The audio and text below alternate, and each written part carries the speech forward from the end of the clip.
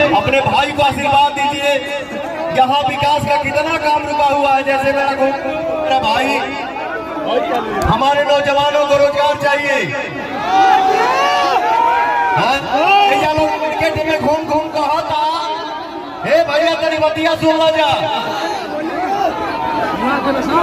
लोग घूम घूम के कहा था कि 18 से 25 साल वाले जो लड़के हैं वो सिर्फ सेल्फी लेने के लिए है। 18 से 25 साल वाले लड़के को आप सबके लिए क्या बोला जा रहा है कि ये लफुए हैं। लेकिन मैं आपको बता दूं कि 18 से 25 वाले लड़के आपके लिए लफुए हो सकते हैं, लेकिन मेरे लिए शक्ति है।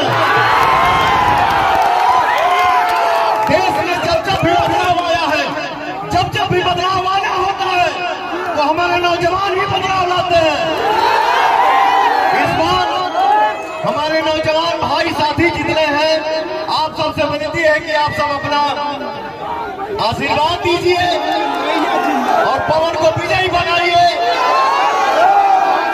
मैं ये दावा करता हूं, काराकाट के जनता की खुशी के लिए अगर जान भी देना होगा तो मैं खुशी से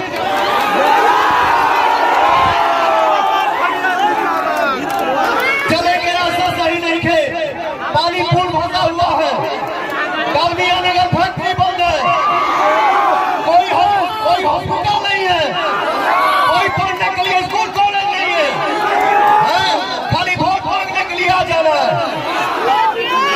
तो भैया हो, हम सबका, आप सबका भविष्य, आप सबका विकास आपके हाथ में है और ये आपको तय करना है कि हमको जीवन में आगे क्या करना है। बस भैया सब आशीर्वाद दीजिए।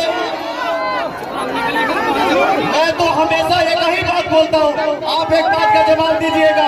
पवन सिंह अपने लाइफ में, अपने गायकी की दुनिया में, अपने एक्टिंग की दुनिया में कभी जातियाता किया है क्या? लाइव आके अभी कास्टिज्म किया हूँ क्या? नहीं।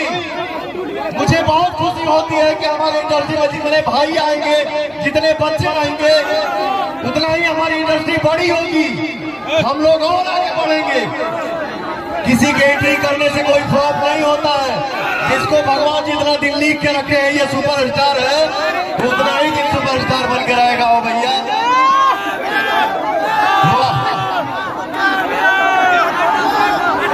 आशीर्वाद दीजिए। जात पात से ऊपर उठने के बाद और अपने पवनवा के आशीर्वाद देने के बाद हो भैया, और हम सबको मिलकर विकास करना है, हम सबको मिलकर आगे बढ़ना है।